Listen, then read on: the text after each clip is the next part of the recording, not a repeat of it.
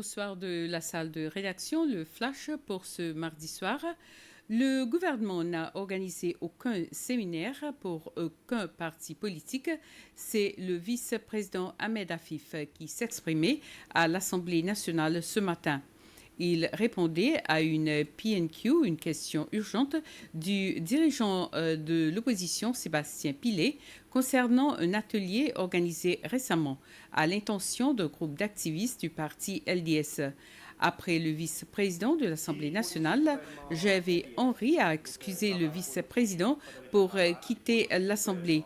Mais au moment d'accueillir la ministre de la Santé, Peggy Vidot, venue pour répondre à des questions relatives à son ministère, le dirigeant de l'opposition a soulevé un privilège parlementaire pour citer un passage de la loi et les règlements qui gouvernent les partis politiques, qui dit qu'aucun parti politique ne doit accepter de dons, ni de cadeaux, ni de financement provenant de n'importe quelle organisation ou parti politique étranger. Et là-dessus, tous les élus US ont quitté la salle.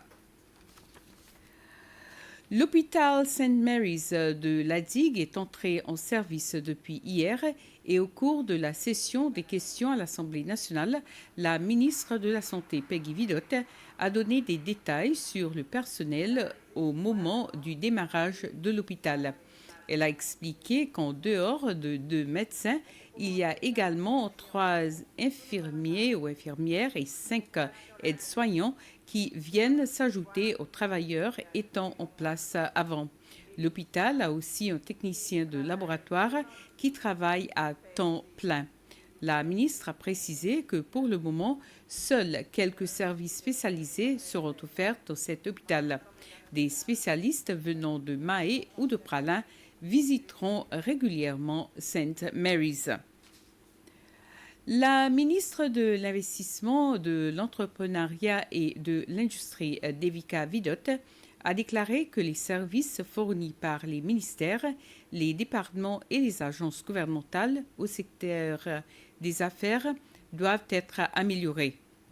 La ministre Vidot a fait cette remarque lors de la deuxième rencontre où le président Reuven Ramkalawan, le vice-président Ahmed Afif, quelques ministres ainsi que des chefs de département et d'agences s'étaient retrouvés pour discuter sur les moyens de faire plus facilement le business. La Miss Vidot a fait ressortir l'importance des ressources humaines dont la surveillance et le contrôle une fois que les entreprises ont obtenu leur permis et sur la clarté des informations afin de réduire le temps de traitement des demandes pour le business. L'accent a pris la parole. Le président Ramkalawan a mis l'accent sur l'importance pour le gouvernement de soutenir le business car, a-t-il dit, c'est le moteur de l'économie. Le premier bateau de croisière à aborder au port de Victoria pour la saison 2023-2024, le SH Diana, est arrivé à 6h30 ce matin. Le bateau est entré dans le port de Victoria pour la saison 2023-2024 qui débute ce mois d'octobre et se poursuivra jusqu'en mai prochain. La cérémonie d'ouverture a eu lieu à Nouveau-Port ce matin. Ce bateau mesure 333 mètres de long.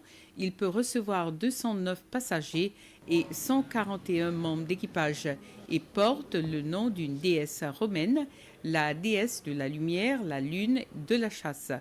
Le SH Diana a été conçu spécialement pour l'exploration du monde et devait quitter le port à 18h. Et voilà, c'était les informations. Merci de les avoir suivies. Passez une soirée agréable. À plus.